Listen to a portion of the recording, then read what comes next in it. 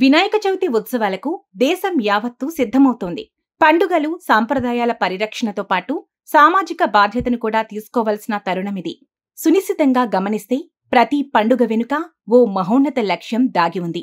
ప్రకృతిలో మమేకమవుతూ నేల, నీరు, చెట్టు, పుట్ట తదితర ప్రకృతి శక్తులన్నింటినీ ఆరాధించడం మన సంస్కృతిలో భాగంగా కొనసాగుతోంది.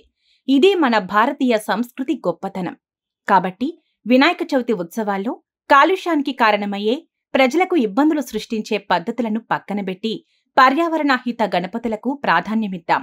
వివిధ రకాల రసాయనాలు, ప్లాస్టర్ ఆఫ్ ప్యారిస్తో తయారు చేసే విగ్రహాల వల్ల ఏర్పడిన కాలుష్యంతో పర్యావరణానికి ముప్పు వాటిల్లుతోంది.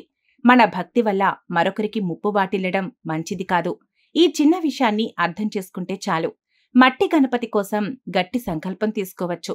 గొప్పలకు పోయి మనకు మనమే నష్టం చేసుకునే కంటే ఉన్నంతలో పండుగ చేసుకుని 10 మందికి మంచిని పంచిపెట్టడం మేలు. ప్రస్తుతం పర్యావరణ పరిరక్షణపై ప్రపంచవ్యాప్తంగా విస్తృత చర్చ సాగుతోంది. దీనికంత ప్రాధాన్యత వచ్చిందంటే మన వల్ల ఎంత నష్టం జరుగుతుందో అర్థం చేసుకోవచ్చు. పర్యావరణాన్ని పరిరక్షించి భవిష్యత్ తరాలకు ఆరోగ్యకరమైన, అందమైన సమాజాన్ని ఇవ్వాల్సిన బాధ్యత మనపై ఉంది. మనం చేసే పనుల వల్ల ఎదుటివారికి ఏ చిన్న కష్టం రాకూడదు.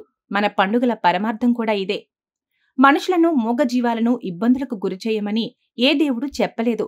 చేతనైతే ఇంత సాయం చేయాల్సింది పోయి తెలిసి ఇతరులను ఇబ్బందుల్లో పడేద్దామా? మట్టి గణపతులను పూజించటంతోనే సరిపోదు.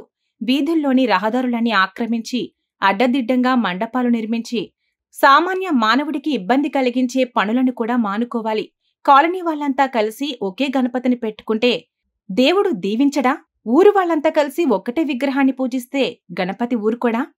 మరోవైపు మట్టి గణపతిని పూజించి పర్యావరణాన్ని కాపాడాలని ప్రభుత్వాలు, పలు స్వచ్ఛంద సంస్థలు కూడా చైతన్యం తీసుకురావడానికి తీవ్రంగా కృషి చేస్తున్నాయి. దీన్ని మరో జాతీయ ఉద్యమంలా ఉరుకులు పెట్టాల్సిన తరుణం ఆసన్నమైంది. ఎలాంటి మంచి పనికైనా మొదట్లో కొన్ని ఇబ్బందులు తప్పవు. ఆచరిస్తే ఇది పెద్ద కష్టమైన పనేం కాదు. భూమిని చీల్చుకొస్తూ పుట్టే మొలక పచ్చని మొక్కలా ఎదిగినట్టు ఒక మంచి పండగ సందర్భంగా మొగ్గ తొడిగిన ఈ ఆలోచన ఉన్నత ఆశయాల దిశగా ఎదిగేట్టు ఇప్పుడే ప్రయత్నం ప్రారంభిద్దాం.